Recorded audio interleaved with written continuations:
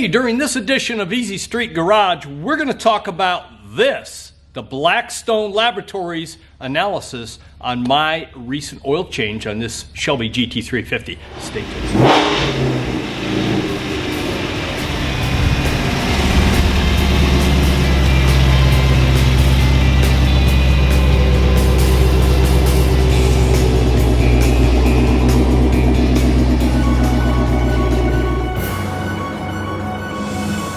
And welcome to this edition of Easy Street Garage.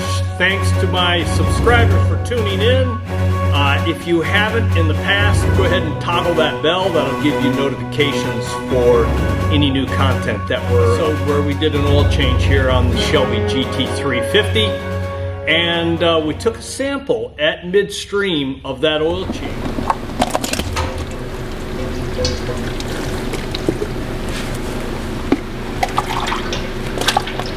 How about that? We changed oil using the AMSOIL 5W50. Now this is the second round of oil changes using AMSOIL, and I really like this stuff, guys. We covered this in that episode where we talked about flashpoint and oil consumption, and it's truly my belief that I use less oil when using AMSOIL as opposed to the Motorcraft, all right? We also talked a little bit about, in that episode, the Magnuson-Moss Act of 1975. That that legal precedence allows consumers like you and I to use motor oil from other manufacturers, provided we meet manufacturer specs, in which we do. So whether you're changing oil and you want to go to AMSOIL, or you want to even change the oil filter, which I've been told is also covered in the Magnuson-Moss Act, then you have the liberty to do that. Now the other thing real quick, on each one of these oil changes that I've done on this Shelby is I have changed out the plastic or the composite oil plug, right? It's about $8. So do that. There's a O-ring in there. I don't really feel good about reusing this, but I know a lot of you do. So anyways, that is something you should consider doing. Blackstone sends you the container with the shipping label already on it for the postal service. So it's already prepaid. You get this canister. You fill this canister with your used motor oil. They also send in the kit an absorption pad. So what you want to do is just wrap up that sample in this absorption pad. Easy for me to say, right? And then they also send you this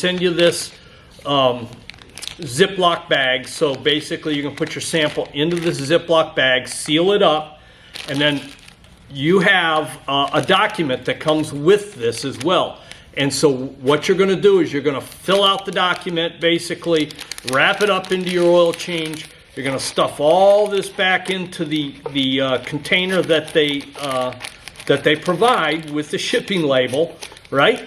And then put the lid on this thing, tighten it up pretty good, and then just drop it off to post office. And then in about 2 weeks, you're going to get a full analysis, an oil report on what you've done, or what you've got basically, as it relates to results. We're going to go over my results from my recent oil change.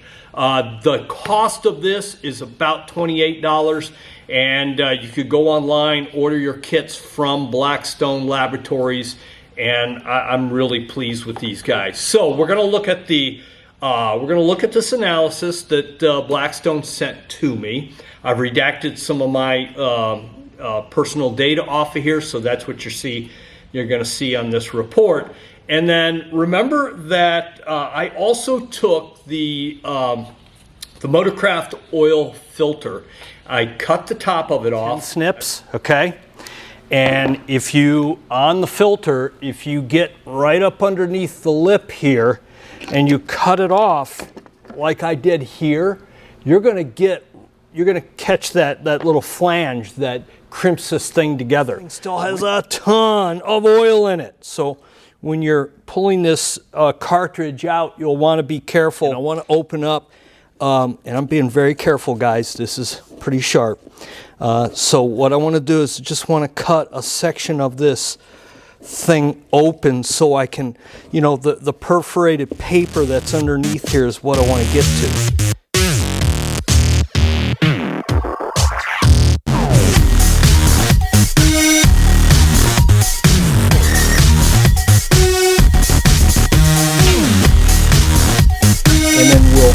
Maybe pull this apart and let you get a close look at it. But hey, that's kind of cool, man. Look at that.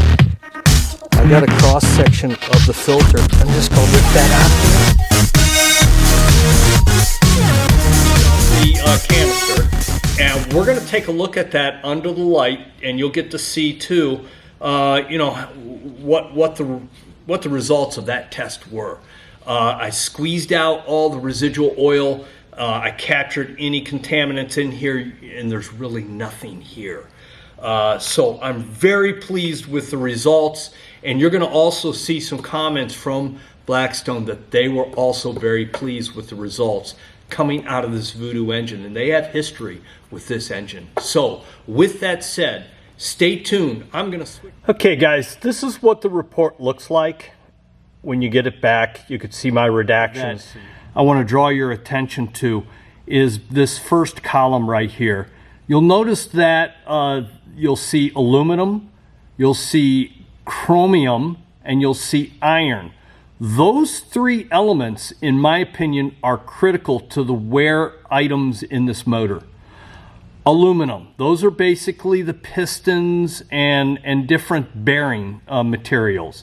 And you'll see that on the report that you know, I'm at 2 parts per million, and the average on those, according to Blackstone, is like 7 parts per million. So I'm well under the concern element or area there. You'll also notice chromium. Chromium would be consistent with the piston rings. In my case, I'm at 1 part per million. The unit location average is 1. So I'm well within acceptable levels there. And then iron, that comes from the cylinders, different various shafts, the valve train and such. And you'll see that I'm at 8 parts per million, and the unit location average is 8. Typically universal averages at 10. Again, well within acceptable limits. And then copper, that basically would be, you know, brass, bronze parts within the engine. Everything falls within acceptable limits. The other piece of the puzzle to this report is also these anti-wear additives that basically the manufacturer of the oil puts in the oil. And that basically is, you know, the manganese, which is an additive that comes in gasoline. So again, those are very low. You'll see also in here potassium, boron, silicone.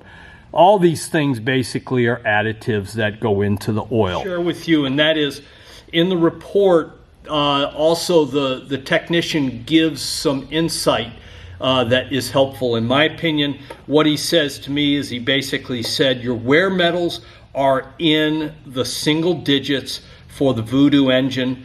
And that's a good sign that the mechanical parts are operating like they should. And that's kind of cool. That gives me a good peace of mind to know that my Voodoo engine's in good shape internally. Universal averages, he goes on to say, show typical wear levels for this type of engine after 2,900 miles since your last oil change. And he goes on to say also good to see general lower wear metals after only that oil change scenario. The viscosity in the appropriate range for 5W50, and there is no fuel or coolant contaminant in the oil to worry about. Low insolubles and silicone mean that the oil and the filters are working like they should. No obvious problems to contend with your car now at the 10,000 mile mark, which is where this car is at. So good peace of mind, guys. I strongly recommend these guys. By the way, I paid for my evaluation again, so this is not a endorsement by means, but I do recommend. Blackstone was very good to me, very thorough. Followed up when I reached out to them, so highly recommend them for your next oil change and analysis for your Voodoo engine. Thank you to my subscribers for subscribing. Thank you for toggling the bell for those notifications. If you're not a subscriber, right down here in the corner of the screen, you'll see an ink mark right there. If you toggle there, you will be subscribed to the family here at Easy Street Garage. So I have a challenge for you. I really am a fan of the guys out of Fat House Fabricators, just south of Indianapolis. And I have been, I probably way too much, have been watching videos of their, their twin turbo package going down the road on one of these flat plane crank motors. And I got a challenge. I want one. I want it on this car. So here's the challenge. If by the end of the summer I can get to 2,000 subscribers, then folks, I promise you, my subscribers, my patrons, I will take this Shelby GT350 on the trailer down to Indy to Fat House, and I will sign a contract and have them put the twin turbos in this Shelby GT350 package. Guys at Fat House, if you're listening, help me get to 2,000. And you got a new customer, this 2017 Shelby GT3. Okay guys, thank you for tuning in to this edition of Easy Street Garage. We are gonna be next in 2 weeks. We're actually gonna be at Ponies and the Smokies. Come out and see us. We've got swag, we've got all kinds of cool stuff. We're gonna be out there doing a bunch of filming. So please come by and see us because April 17th is the Mustang birthday. And we will have an open house here at Easy Street Garage. We're gonna have guys, hey, we're gonna have some pretty cool stuff going on that day too. Scott Hope, the designer of that car right there, and this car right here, he's gonna be here at Easy Street Garage. We've got some other cool stuff coming on. So until next time, guys, thanks for tuning in.